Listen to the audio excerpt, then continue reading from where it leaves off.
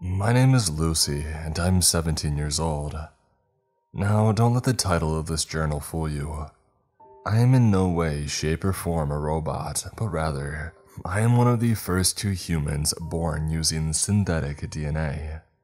In other words, I am one of the first humans who doesn't have biological parents. This sounds like the technological and scientific marvel of the century. Heck, it almost won two guys a Nobel Prize, but what I'm about to tell you is going to change everything. Like I said earlier, I'm only one of two humans made without parents. The other subject is a male, same age as mine. His name is Mark.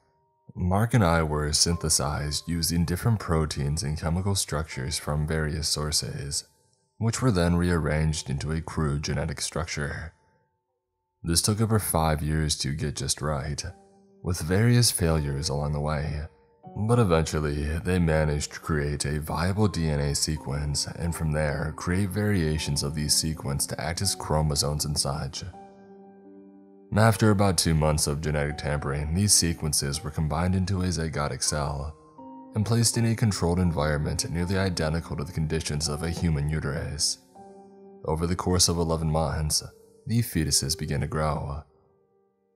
On May 8, 2001, the first began to move on its own, and on July 14, 2004, the first child was successfully removed from the controlled environment.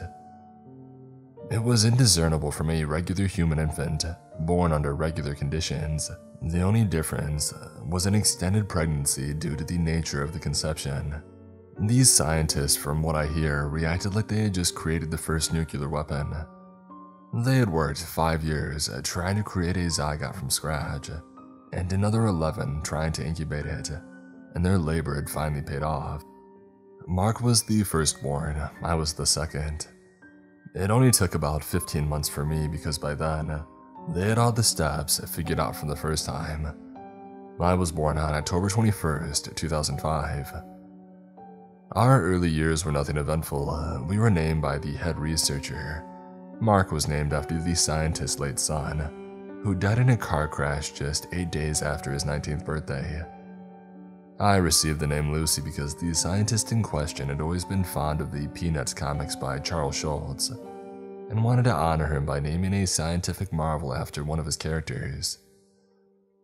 We led the lives of normal human children, except we had 4 scientists watching us instead of moms and dads. We were raised in 2 separate apartments with 2 scientists each looking after us. Another thing, our skin was pale white. Not a tan peach color like normal white skin, but actually white, like paper. They would rotate positions once a month. Now that that's out of the way, let me begin by saying the rest of this story isn't for the faint of heart, or those who are triggered easily. The next set of journal entries takes place from June 2017 to November 2019. By this time, Mark and I had become very close friends, mostly due to our similar origins. He wasn't a brother but more of a significant other, a soulmate. This sounds weird, I know, but there isn't a better way to describe our relationship. We genuinely loved and appreciated each other. We didn't know that at the time as we were still very young, but we just couldn't stop thinking about each other.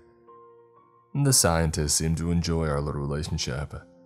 They found it adorable and heartwarming to see Mark and I bonding with each other.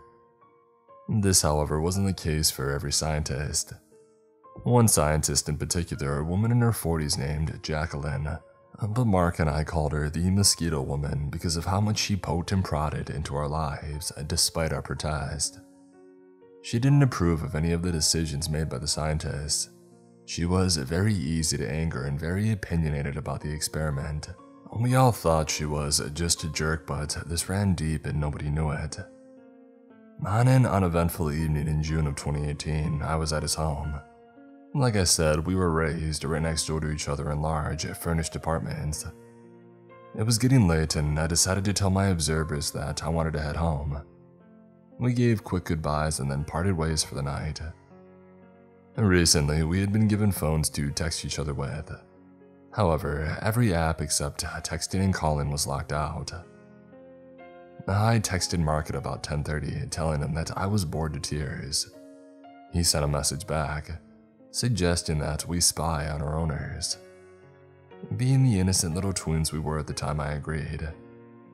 I waited until 1 a.m. and then slowly crept out of my room and towards the room of Dr. Smith, my male observer. We were each given male and female observers to simulate parents, and I leaned against the door, pressing my ear up to it. Inside, I could hear him typing away at his laptop as usual. After a while, the constant clack clack clack of keys on a keyboard got boring to me. I crept over to Dr. Lincoln's room. She was fast asleep, making a sound like an idling diesel truck. I softly giggled to myself and crept back to my room. I then texted Mark and asked of his progress. He didn't respond. Must have fallen asleep, I thought to myself. The next few nights came and went, and then I went to see Mark again. He greeted me, although he was noticeably jittery. He seemed worried, and I asked him about it, and he kept brushing it off. What really got my attention was normally when Miss Mosquito came out to check on him. He was noticeably a lot more nervous around her. I asked him, and once again he ignored my questions. A few days later, a new scientist joined the research group. She was as kind and supportive as somebody could be. Her name was Dr. Miller, but she let me and Mark call her by her first name, Jane. Jane was a tall Korean woman about 32.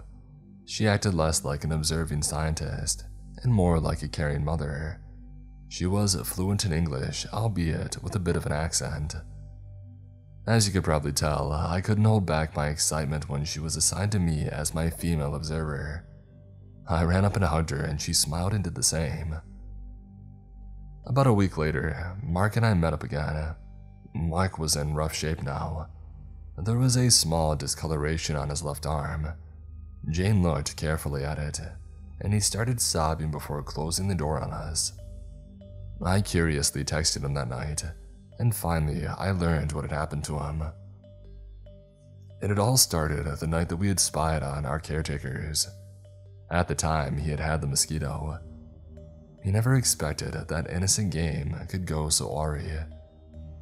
He had eavesdropped on his caretaker talking to another researcher, Dr. Smith, who we jokingly called the Wasp, for the same reason as the mosquito. What he heard that night shook his whole world. I don't know how much longer I can take watching him. Calm down, Jackie. Calm down. They're telling me to watch an abomination that they cooked up in a lab. If they want to study it, just put it in a cage. You and I both know that's not good for their mental health. The heck with their mental health. They're not even human. They're just as human as you and I. BS. All BS. That thing is not a human. It's a thing they cooked up in a lab. Sure, they made it, but it's human. A powerful slap is heard. Then you're no better than the people who made those godforsaken things. I'm sick and tired of the scientists here looking at that thing like it's human. It's not. It's unholy.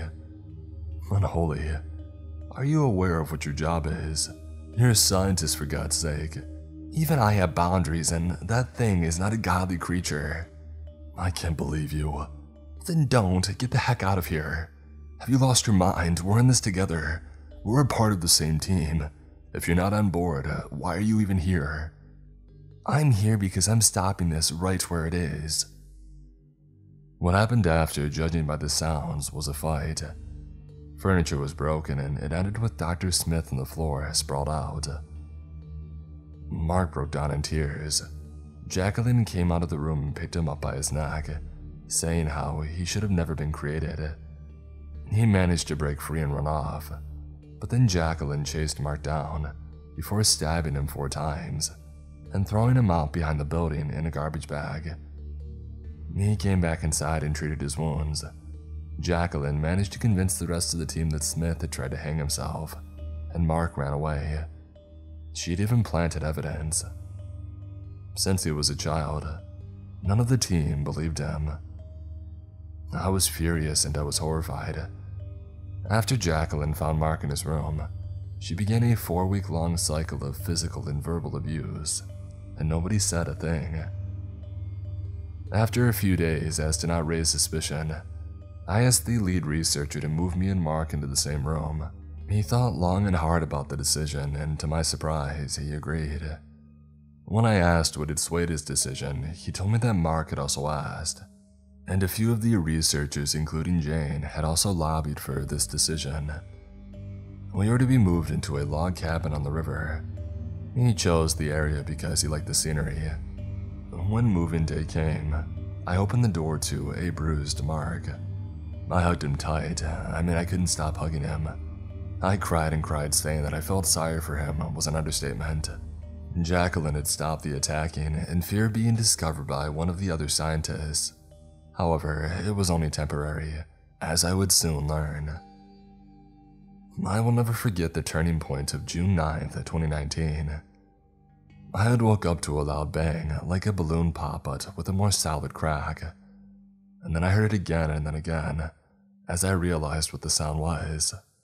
My heart crawled up my throat. I crept to Mark's room. He was shaking and crying under the bed. I hid with him as a shadow down the hallway had approached us. It was Jacqueline, clutching a firearm in her right hand. The window in the bathroom had shattered, and shuffling inside was heard. 4 more people came in. They were wearing black hoods. Jacqueline reached out to one and gave the hooded figure a small bag. The figures then started searching the house. I shushed Mark and slowly led him to a vent. I tried to usher him in, but he couldn't fit. I then remembered a story that I heard about a Japanese prison break, and I gulped. I whispered my idea, and with tears in his eyes, he nodded. I slowly and carefully took my shirt off and then wrapped it around his head. He bit down and clenched his eyes shut. I put his left shoulder against one of the legs of the bed. I grabbed his chest and upper arm and put my legs against the bed frame. I kicked hard and a loud pop rang out. Mark yelled through the makeshift gag. It was horrible to look at, but it worked. I clenched my eyes shut in fear as I slowly began to set up his other arm. I kicked back again, popping the arm out of the socket. He cried, but he managed to keep quiet, and I then pushed him through the vent. He could fit now. I followed him, pushing him by his feet. I don't know how long I crawled through the vent, pushing him along. I led him to the basement vent opening. I pushed him over the grate and then positioned myself over it. I looked at the fake nails and pulled one out. I started slowly unscrewing the grate. Once unscrewed, the grate fell, causing a loud bang. A figure ran in and unsheathed a knife. He grabbed my leg and I kicked and flailed, but he easily overpowered me. He grabbed my mouth, shushing me before sliding a knife across my neck. The pain was immense, but I had a plan. I fell to the ground playing dead. It worked. I slid my sock off, holding my breath. The room reeked of my blood. I could feel myself losing my grip on life. I wrapped the sock around my neck to stop the bleeding, and I wrapped my other sock up the same way. I was softly crying. Mark dropped down, landing on his dislocated arm. He howled in a shout of pain and crawled over to me. He put his arms out and then slowly pushed the joints back in. He groaned through clenched teeth before weakly crawling over to me. He held my neck to help with the wound. What came next doesn't come easy to me since I was losing a lot of blood. I remember him smashing the basement window and practically throwing me out. I remember weakly telling him not to call 911 and to call Jane instead. He nodded and told her to bring a baseball bat, telling her that we had been attacked. I blacked out a bit after that. I woke up in a white room, my neck wound sealed shut with hidden stitches. I could hardly breathe without coughing. I felt like the wind had just been knocked out of me. I was a bloody, crying mess. Mark lay next to me in a separate bed. He was asleep and I saw the door handle twist and Jane walked in. He was crying and he hugged me tight. She was thanking everything there was for me being okay, and I later learned what had happened from Jane. As it turns out, the woman who tried to kill us wasn't Dr. Jacqueline. The real Dr. Jacqueline had been murdered in her sleep by an anti-scientific group known as The Journey. That's who came after me. The woman was actually named Rebecca Miller. She had a warrant for grand theft auto assault and, after the incident, 2 charges of murder in the first degree. I've never been happier to see the red and blue flash of a police car. The experiment has since been suspended, and Mark and I have been adopted by Jane and her husband, Kim. They're the greatest parents that I could have asked for. Due to the non-traditional origins of Mark and I, we receive a special income from the government of $200 a month, and we don't have to attend school in person. Instead, we are enrolled in an online course. I still have the scar on my neck and I cry every time I think about it. Mark has grown up to be a supportive, gentle person whom I love dearly. Now I know this probably isn't the story that you expected. You probably thought it was something about a killer robot or a crazy genetic abomination that took out anything that moves. But I'm here to tell you that we don't need tales of the supernatural or the paranormal to frighten your children at night. The scariest things that we can ever overcome are ourselves.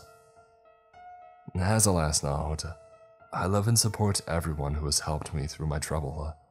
I can't thank you enough.